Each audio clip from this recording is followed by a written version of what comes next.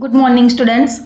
આજે આપણે પાઠ 10 ગતિ અને અંતરના માપનના બીજા ભાગની અંદર પહેલાના જમાનાની અંદર માપન માટે શેનો ઉપયોગ કરતા હતા એ બધી જ ચર્ચા આપણે આ વિડિયોની અંદર કરીશું। વાત કરીએ આપણે કેટલાક માપન માટે જુદી જુદી પ્રવૃત્તિ આપેલી છે। હવે પ્રવૃત્તિ ઘણી બધી છે વિદ્યાર્થી મિત્રો, આપણે લાસ્ટ વિડિયોની અંદર જ વાત કરેલી હતી અને આ બધી જ પ્રવૃત્તિ આપણે વર્ગખંડની અંદર કરી શકીએ તેવી છે, પણ હમણાં આપણે શાળામાં આવતા નથી અને વર્ગખંડમાં કરી શકાય એવી પ્રવૃત્તિ નથી, તો તમે ઘરે જાતે તમારા ઘરની અંદર આ વિવિધ પ્રવૃત્તિ કરવાની છે કે જેથી કરીને તમને માપનનો ચોક્કસ ખ્યાલ આવે। એટલે ચોપડીમાં જે પણ પ્રવૃત્તિઓ આપેલી છે તે એક વખત વાંચી જજો।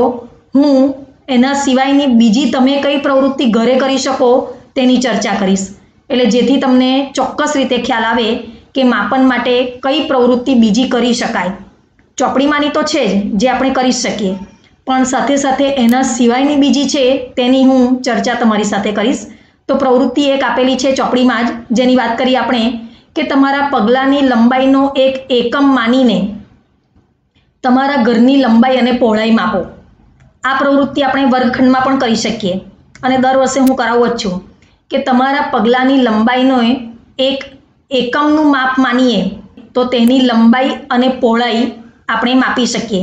વર્ગખંડમાં પણ આપણે બ્લેકબોર્ડથી શરૂઆત કરીને છેક પાછળની દિવાલ સુધી તમે તમારા પગલાંથી ચાલીને એનું માપ મેળવી શકો। વર્ગખંડમાં આપણે નથી, તો હવે તમે વિડીયો જોતા જ છો તો જગ્યા પર ઊભા થઈને તમે જે રૂમમાં બેઠા છો, ડ્રોઈંગ રૂમ હોય, બેડરૂમ હોય, બરાબર, કે જે પણ જગ્યા ઉપર તમે બેઠા છો ત્યાંથી ઊભા થઈને તમે એક દિવાલથી બીજી દિવાલ સુધી તમે ચાલીને તમારા પગલાં કેટલા થયા તે તમારે ગણવાના છે, બરાબર, અને લંબાઈ અને પહોળાઈ એ બંનેનું માપ મેળવવાનું છે। આ પ્રવૃત્તિ તમારે કરવાની। તમને એવું લાગ્યું કે કેટલોક ભાગ માપવાનો બાકી રહી ગયો છે, માનો કે બધા આખા પગલાં પડ્યા તમે ચાલ્યા તો અને સેજ જગ્યા બાકી રહી ગઈ, તો તેનું શું? હા, તો તમને એવું જો લાગે કે કેટલોક ભાગ માપવાનો બાકી રહી ગયો છે કે જે તમારા પગલાંની લંબાઈથી નાનો છે, તો તમારે શું કરવાનું છે? વેંતથી માપ લઈ લેવાનું અથવા તો દોરીથી માપ લઈ લેવાનું, બરાબર છે। અહીંયા દર્શાવેલું છે આ રીતે તમે વેંતથી માપ લઈ શકો છો, એ પણ બતાવેલું છે। પહેલાંની જેમ જ તમે તમારા પગલાંની લંબાઈ માપવા માટે દોરીનો ઉપયોગ કરો। માપનનો અર્થ અજ્ઞાત જથ્થાની કેટલાક જ્ઞાત જથ્થા સાથે સરખામણી। અજ્ઞાત એટલે જે તમે જાણતા નથી અને જ્ઞાત એટલે જે તમને ખબર છે। તો શું થશે અહીંયા વસ્તુ? માપનનો અર્થ એવો થાય છે કે અજ્ઞાત જથ્થાની, જેનું માપ આપણને ખબર નથી, ઓરડાનું માપ આપણને ખબર નથી, રૂમમાં જ્યાં બેઠા છો ત્યાં તમને એનું માપ ખબર નથી, એ અજ્ઞાત જથ્થાની કેટલીક જ્ઞાત જથ્થા સાથે સરખામણી। જ્ઞાત એટલે તમે કહી શકો કે 10 પગલાં રૂમની લંબાઈ છે, તમે કહી શકો કે 20 પગલાં રૂમની પહોળાઈ છે, તો એ જ્ઞાત છે। ચોક્કસ તમે કીધું કે 10 પગલાં છે કે 8 પગલાં, બરાબર। તો અજ્ઞાત વસ્તુથી જ્ઞાત વસ્તુ સાથે સરખામણી। આ જ્ઞાત જથ્થાને આપણે એકમ કહીશું। કોઈ માપના પરિણામને બે ભાગોમાં વ્યક્ત કરી શકાય। જે પણ પરિણામ આપણને મળે છે તેને બે ભાગમાં તમે વ્યક્ત કરી શકો અથવા કેવું હોય તો કહી શકીએ। દાખલા તરીકે એક ભાગ સંખ્યા છે, જ્યારે બીજો ભાગ જે માપવામાં આવે છે તે લંબાઈનો કોઈ એકમ હોય છે।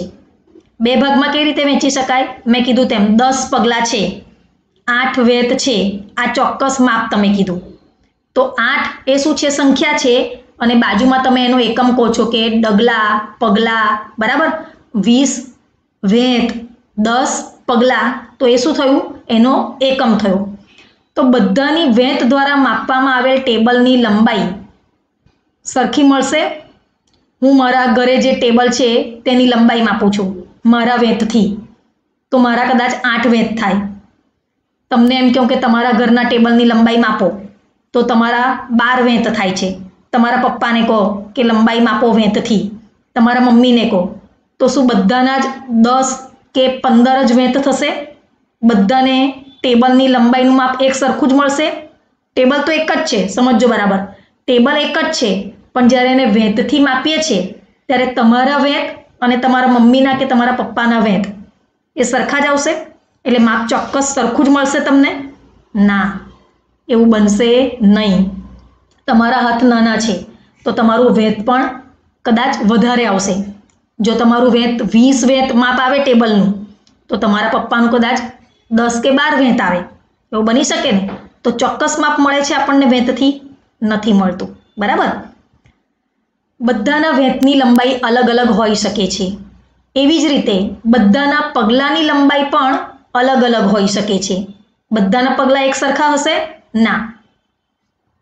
કોઈને સમજાવવા માટે વેંત અને પગલાંની રીત કે ચોક્કસ કેટલી લંબાઈ ધરાવે છે એ સમજાવી શકાતું નથી. એટલે બધાનું માપ કેવું મળે છે વિદ્યાર્થી મિત્રો? અલગ અલગ. બરાબર ને? તમારા 20 ડગલા થતું હોય રૂમનું માપ, તો તમારા પપ્પાના 15 ડગલા થતું હોય, તો તમારા મમ્મીના 12 કે 13 ડગલા થતું હોય. તો બધાનું માપ કેવું મળ્યું? અલગ અલગ. એક સરખું ચોક્કસ મળ્યું માપ? ના. એટલે કોઈને સમજાવવું હોય તો આપણે ચોક્કસ રીતે કહી ના શકીએ કે આ રૂમની લંબાઈ 20 ડગલા છે, 15 ડગલા છે કે 14 ડગલા છે. સમજ પડે છે હું કહું તે?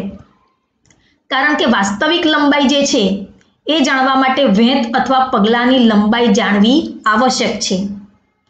માપનના કેટલાક એવા એકમોની આવશ્યકતા છે કે જે દરેક વ્યક્તિ માટે સમાન હોય. તો આપણે ચોક્કસ કહી શકીએ કે આ રૂમનું માપ આટલું જ છે. ચોક્કસ બધા માટે કેવું? સમાન, સરખું. માપનના પ્રમાણિત એકમો કયા કયા છે? તો પ્રાચીન સમયમાં પગની લંબાઈ, આંગળીની જાડાઈ તથા પગલાંના અંતરથી માપન થતું હતું. પહેલાંના સમયમાં માપનના એકમો હતા જ નહીં, એટલે લંબાઈ કેવી રીતે માપતા? આંગળીની જાડાઈ, પગલાંનું અંતર. બરાબર? આ બધા જ માપનના એકમોનો વાસ્તવમાં ઉપયોગ થતો હતો. ત્યારે લોકો આનો જ ઉપયોગ કરતા હતા. હડપ્પા સંસ્કૃતિના લોકોએ ચોક્કસ લંબાઈના સારા એકમોનો ઉપયોગ કર્યો હશે. તમે એસએસની અંદર સામાજિક વિજ્ઞાનમાં કદાચ હડપ્પા સંસ્કૃતિ વિશે અથવા તો પ્રાચીન ભારત વિશેની માહિતી તમને આવતી હશે. તો જ્યારે પહેલાંના પ્રાચીન સમયની અંદર હડપ્પા સંસ્કૃતિ હતી, એ લોકોએ ચોક્કસ લંબાઈના સારા એકમોનો ઉપયોગ કર્યો હશે એવું કહે છે. કેમ? કારણ કે ખોદકામ જ્યારે કર્યું ત્યારે પ્રાપ્ત થયેલા કેટલાક નમૂનાઓ એ ચોક્કસ ભૌમિતિક આકાર ધરાવતા હતા.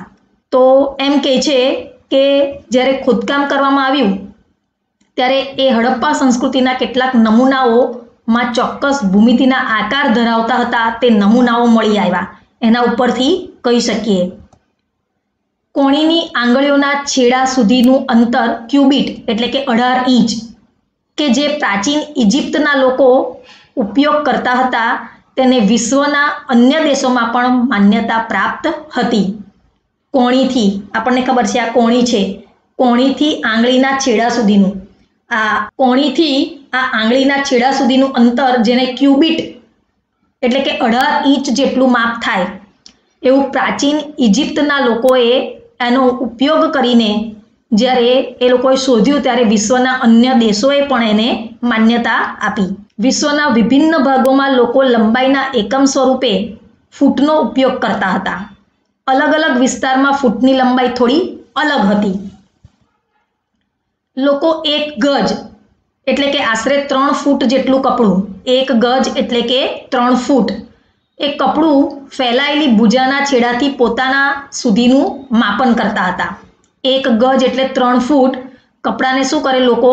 પોતાની ભુજા સુધી, આ ભુજા કહેવાય, મેં કીધું ને અહીંયા સુધીનું આખું તમારા હાથથી આટલા સુધીનું એ કપડાની લંબાઈ માપવા માટે ભુજાના છેડા સુધી એ માપન કરતા હતા.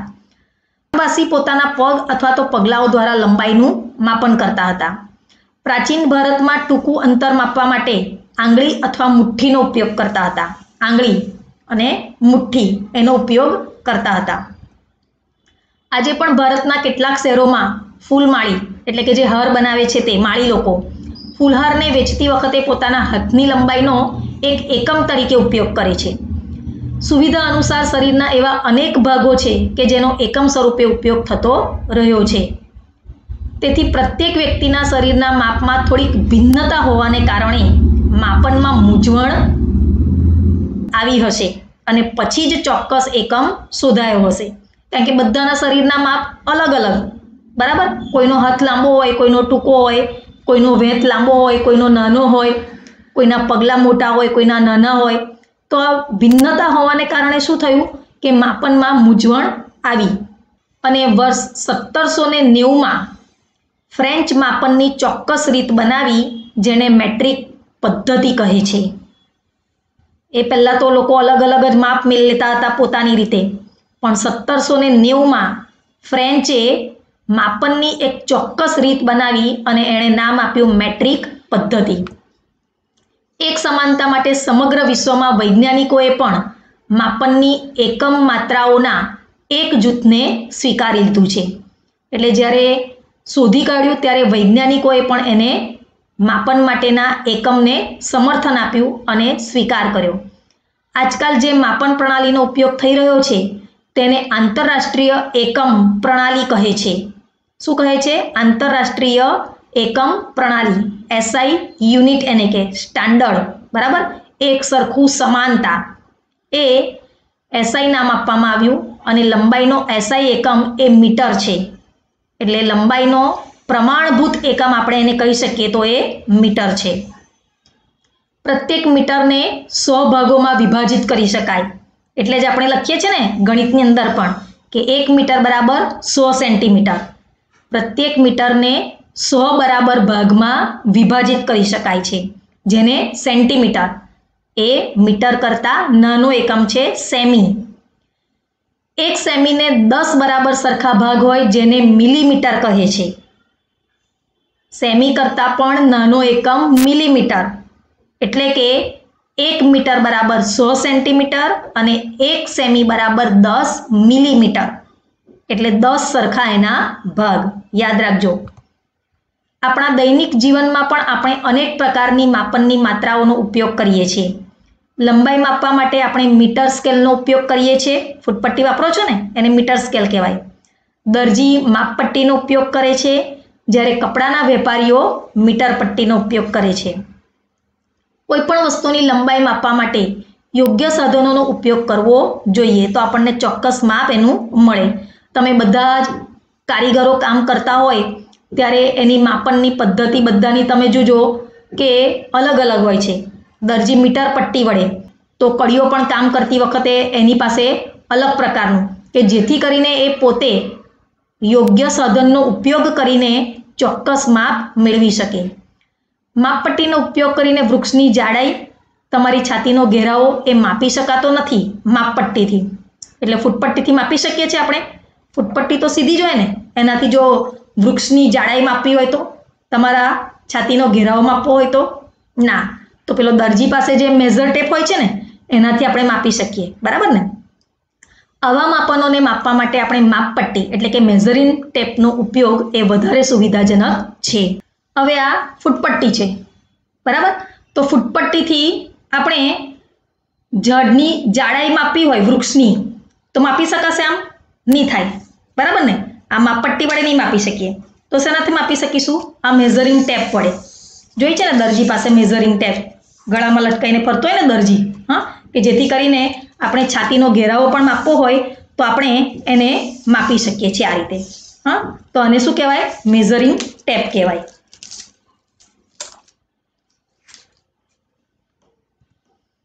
નાની વસ્તુઓ જેવી કે તમારી પેન્સિલનું માપ લેવું હોય તો તમારા કંપાસ બોક્સમાં રહેલી તમારી ફૂટપટ્ટીનો તમે ઉપયોગ કરી શકો છો. દાખલા તરીકે આ પેન્સિલ છે. હવે આ પેન્સિલ કેટલા સેન્ટીમીટર લાંબી છે તેના માટે આપણે ફૂટપટ્ટીનો ઉપયોગ કરી શકીએ, બરાબર. કે ફૂટપટ્ટીની ઉપર પેન્સિલ તમે મૂકીને એનું ચોક્કસ માપ મેળવી શકો કે ફૂટપટ્ટી જે છે તે 17 સેમીની છે, બરાબર. એટલે આ તમારા કંપાસ બોક્સમાં આવી બધી નાની નાની વસ્તુઓ છે. તમારા કંપાસ બોક્સને પણ તમે માપી શકો છો કેટલા સેન્ટીમીટરનો છે તે ફૂટપટ્ટીની મદદથી, બરાબર. એવી રીતના તમારી વિજ્ઞાનની ચોપડી છે, તમારી નોટ છે, એનું પણ તમે માપ મેળવી શકો છો. આવી ઘણી બધી વસ્તુઓ તમારી નજરમાં વિદ્યાર્થી મિત્રો આવે, તમારી આસપાસ હોય તો તમે ફૂટપટ્ટીની મદદથી અથવા તો તમારા ઘરે જો મેઝરિંગ ટેપ હોય તો એની મદદથી તમે લંબાઈ અને પહોળાઈનું માપન જાતે કરો અને આ પ્રવૃત્તિ તમે ઘરે જે પણ તમારા સાધન હોય, કબાટ હોય, તિજોરી હોય, પલંગ હોય, બરાબર, એનું તમે જાતે માપન કરીને લંબાઈ અને પહોળાઈનું માપ મેળવી શકો છો. અહીંયા મેઝરિંગ ટેપ પણ બતાવેલી છે નીચે કદાચ તમે મેં કીધું તેમ કડિયા પાસે, સુથાર પાસે કે પછી કોઈ પણ વ્યક્તિ કે જે આ રીતે માપન કરીને ચોક્કસ વસ્તુઓ બનાવે છે તેની પાસે તમે જોઈ હોય તો.